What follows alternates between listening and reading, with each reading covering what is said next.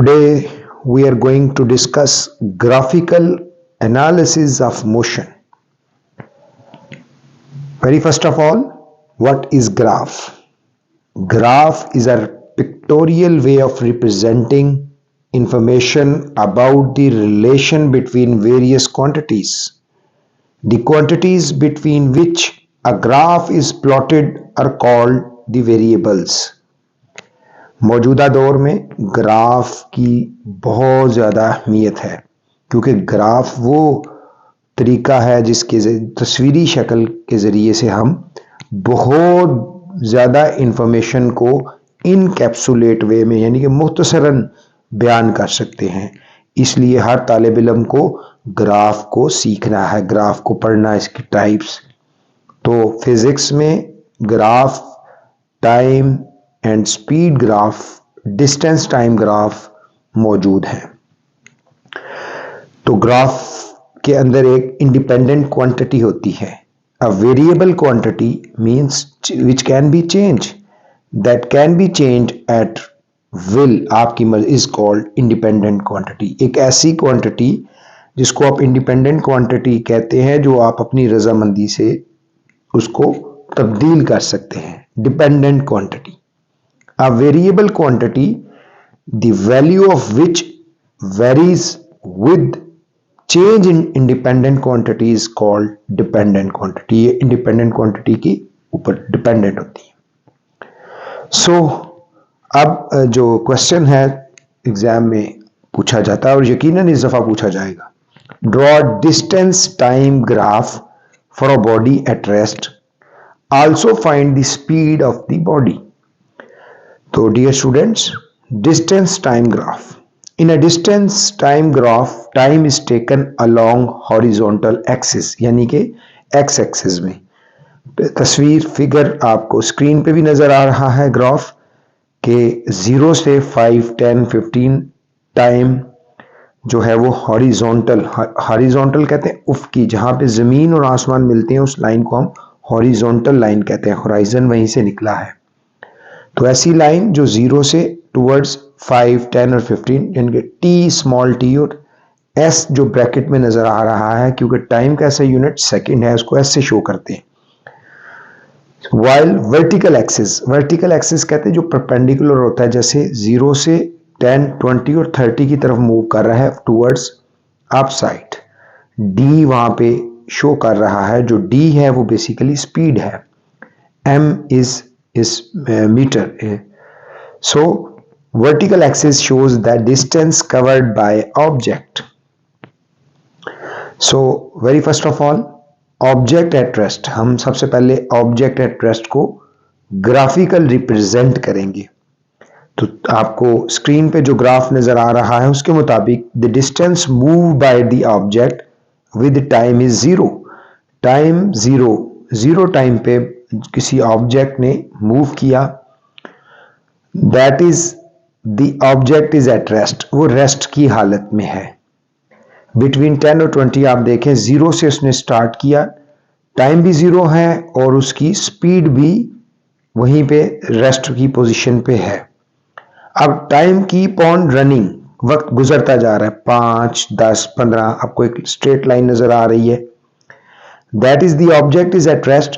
Thus, a horizontal line parallel to time axis on a distance time graph shows that speed of the object is 0.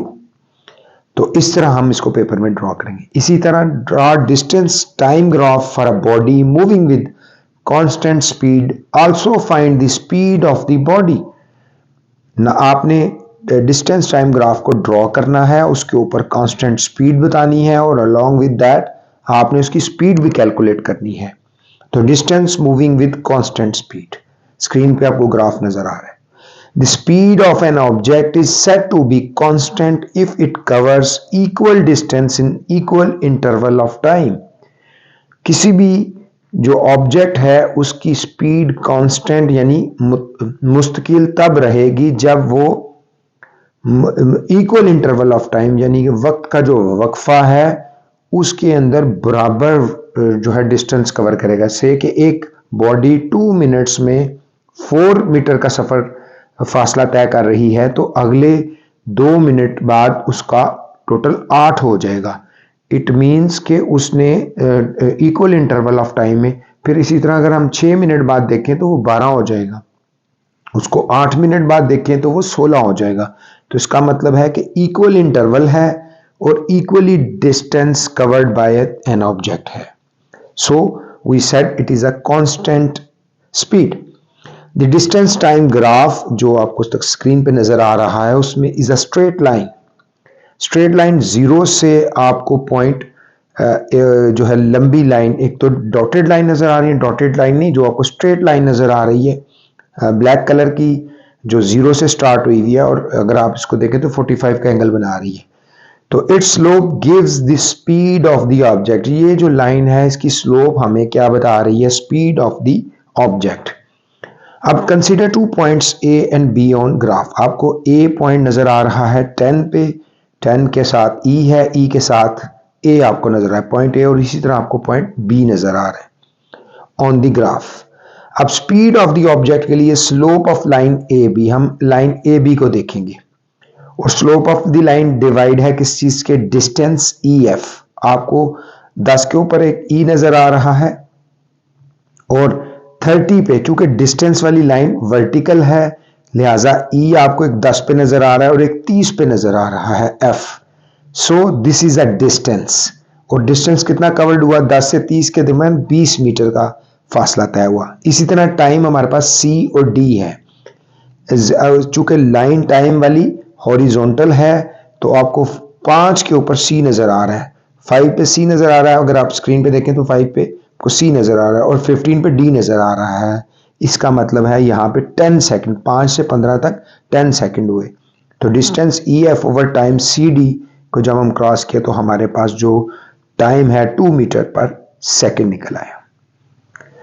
Dear students, next is the draw distance time graph for a body moving with variable speed. Also find the speed of the body. Object moving with variable speed. When an object does not cover equal distance in equal interval of time, then its speed is not constant. मतलब उसका जो time वक्फा है, time interval है, उसके अंदर equal distance नहीं कर रहा। से एक बॉडी ने पहले मिनट में 2 मीटर का फासला तय किया, अगले 1 मिनट बाद यानी कि 2 मिनट में उसका टोटल 4 होना चाहिए था, लेकिन वो क्या हो गया? 3 कर गया, यानी कि 1 मीटर का उसने फासला तय किया। इसी तरह आगे वो फिर 2 कर गया, फिर 3 कर गया, तो ये वेरिएबल हो गया। इसका मतलब उसकी स्पीड कांस्टेंट नहीं है। तो in this case the distance time graph is not a straight line. आपको स्क्रीन पे भी नजर आ रही है।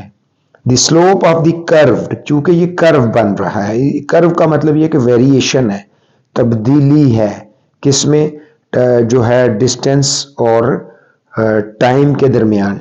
टाइम भी गुजरता जा रहा है, डिस्टेंस भी कवर हो रहा है, लेकिन इक्वल इंटरवल के साथ नहीं हो रहा है, जैसे वो स्ट्रेट लाइन थी पिछला।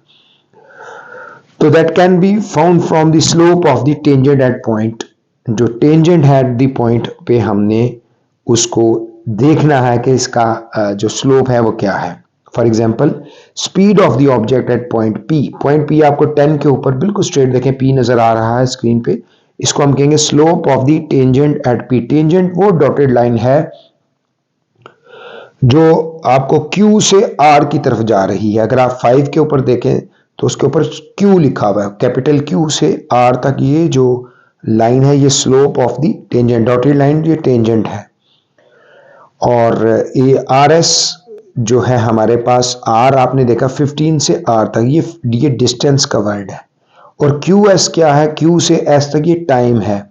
डिस्टेंस आर से एस तक 30 है, 0 से 30 है, 30 मीटर है। और जो टाइम है क्यू से एस तक 5 to 10 मीटर है, 10 सेकंड है, तो काटे तो 3 मीटर पर सेकंड आ जाता है। The speed of the object at P is 3 meter per second. The speed is higher at instants when slope is greater. जहाँ पे स्लोप आपको गहरी नजर आ रही है वहाँ पे जो स्पीड है वो हायर है। Speed is 0 at instants when slope is horizontal. जैसे ही वो स्लोप जो हॉरिजॉन्टल हो रही है उसका मतलब ये है जैसे 0 से ये स्टार्ट होके हॉरिजॉन्टल हो रही है, उसकी तरफ जा रही, तो इसका मतलब है कि स्पीड यहाँ पे जो थी वो ज़ीरो थी। तो this is a speed time graph when an object moving with variable speed. Thank you.